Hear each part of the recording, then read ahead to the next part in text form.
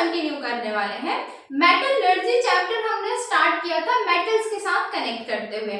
इससे पहले हमने मेटल्स सीखा, उसके फिजिकल प्रॉपर्टी, देन उसकी कुछ केमिकल प्रॉपर्टीज, कुछ केमिकल रिएक्शंस देखे, फिर हमने एक्सट्रैक्शन ऑफ मेटल की तरफ जो है अपना स्टार्ट किया था। और प्रीवियस क्लास में हमने ओर्स देखा, मिनरल्स देखा, उनके बीच के डिफरेंसेस देखे। अब आज हमको क्या करना है, उसी सीरीज को कंटिन्यू करना है। अच्छा, लास्ट क्लास में मैंने आप लोगों को बताया था मिनरल्स और ओर्स में डिफरेंसेस क्या होते हैं। तो ओर्स के बारे में यदि हम बात करते हैं तो ओर्स क्या होते हैं, वो स्पेसिफिक होते हैं। मतलब सपोज हमको किसी स्पेसिफिक मेटल को या किसी पर्टिकुलर एक धातु को हमको निकालना है, एक्सट्रैक्ट करना है, तो उसके लिए एक ओर हम ले लेंगे और उस ओर को किस तरीके से प्रोसेस करेंगे जिससे हमको वो पर्टिकुलर मेटल या धातु प्राप्त हो, मिले। ठीक है, तो इन्हीं सारी चीजों को आज की क्लास में हमको डील करना है। स्टार्ट करते हैं हमारा टॉपिक। जो लोग भी चैनल पे नए हैं, भी चैनल को सब्सक्राइब कीजिए, लाइक कीजिए और शेयर कीजिए। ठीक है, तो क्या लेना है हमको मेटलर्जी में?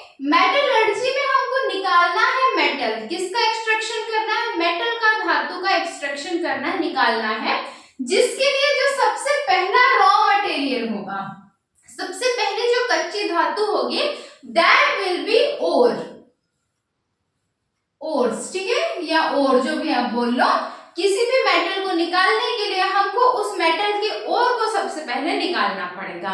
और उसके अलावा कौन कौन से प्रोसेसेस फॉलो करने, इसका आज हम रोड मैप देखेंगे और इन सारे प्रोसेसेस को वन बाय वन अच्छे से डील करते हुए चलेंगे।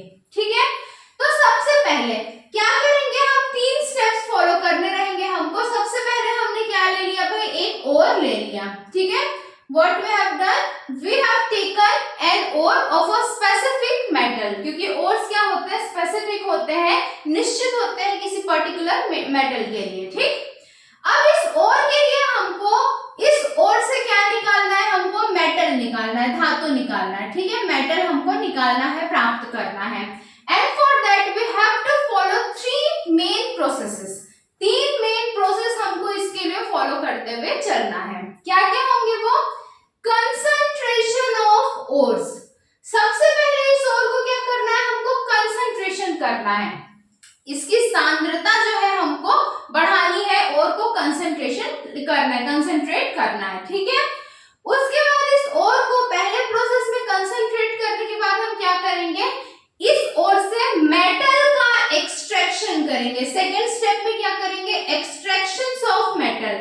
मतलब हमको मेटल्स बहुत सारे हमको क्या मिलेंगी, धातुएं मिलेंगी, जिनमें जो हमको स्पेसिफिक जो मेटल चाहिए वो सबसे ज्यादा अमाउंट में मिलेगा।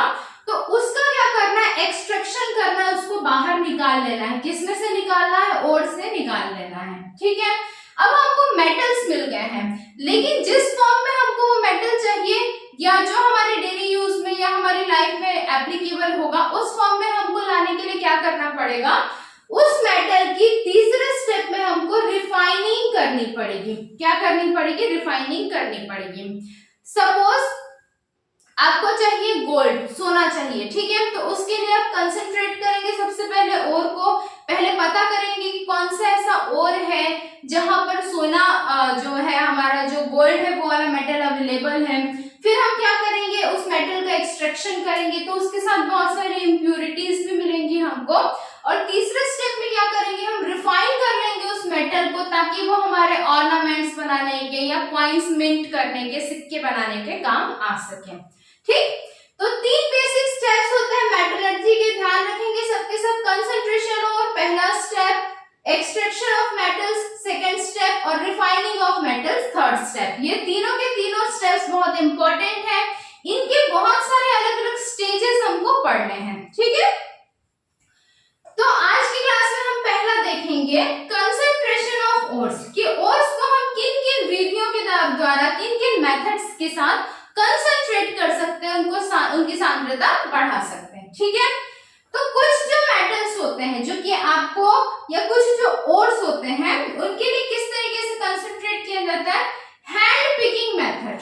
हैंड पिकिंग मेथड मतलब हाथ से उठा के, बिल्कुल मैनुअल एक मेथड होता है। ठीक है, पढ़ते हुए चलेंगे आगे क्लासेस में कि किसमें कौन कौन से ये मेथड्स है वो एप्लीकेबल होंगे। ठीक, दूसरा है आपका ग्रेविटी सेपरेशन प्रोसेस। क्या है भाई? Gravity separation process.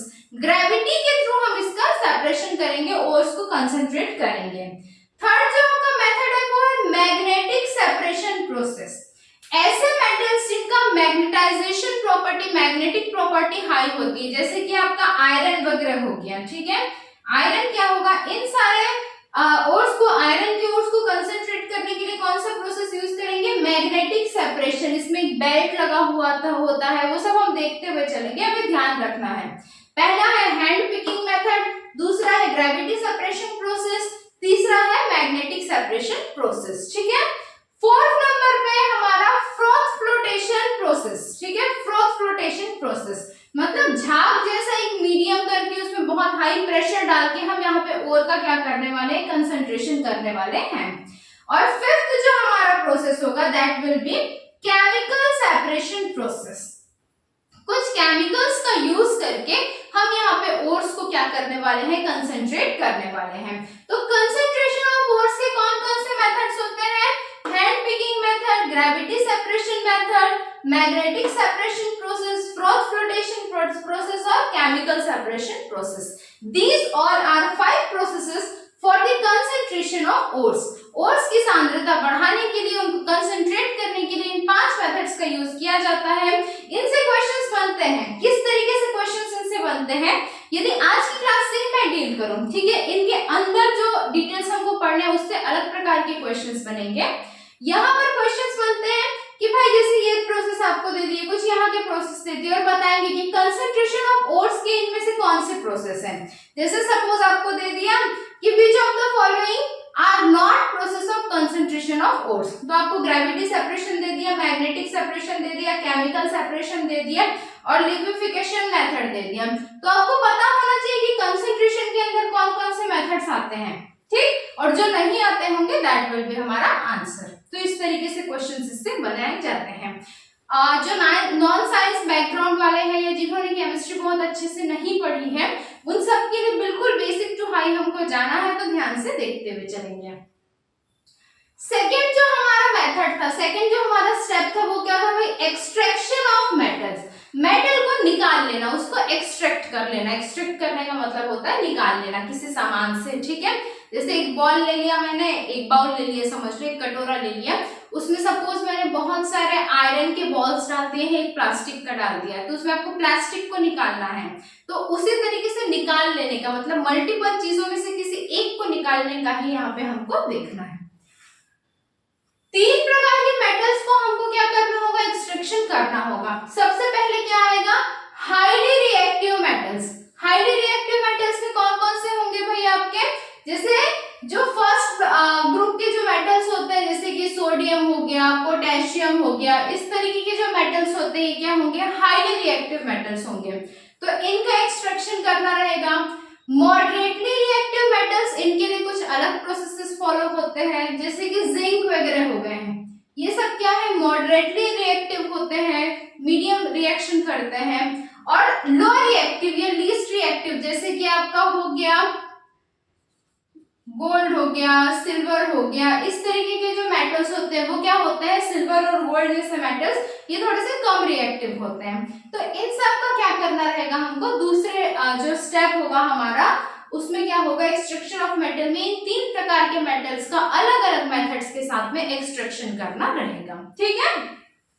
और थर्ड स्टेप क्या होगी मेटलर्जी की? वो होगी रिफाइनिंग। अब मेटल निकालने के बाद उसको प्योर स्टेट में या ऐसे स्टेट में लाना जहां हम उसका डायरेक्ट अपने डेली लाइफ में यूज कर सकें, तो उस प्रोसेस को क्या बोलते हैं भाई? रिफाइनिंग बोलते हैं। तो रिफाइनिंग के लिए कैसे कैसे प्रोसेसेस यूज होते हैं? तो बेसिकली 2 मेथड यूज होता है। पहला होता है आपका फिजिकल मेथड और दूसरा होता है आपका केमिकल मेथड। बहुत इंपॉर्टेंट है, ठीक है, रिफाइनिंग वाला जो पार्ट है बहुत इंपॉर्टेंट है।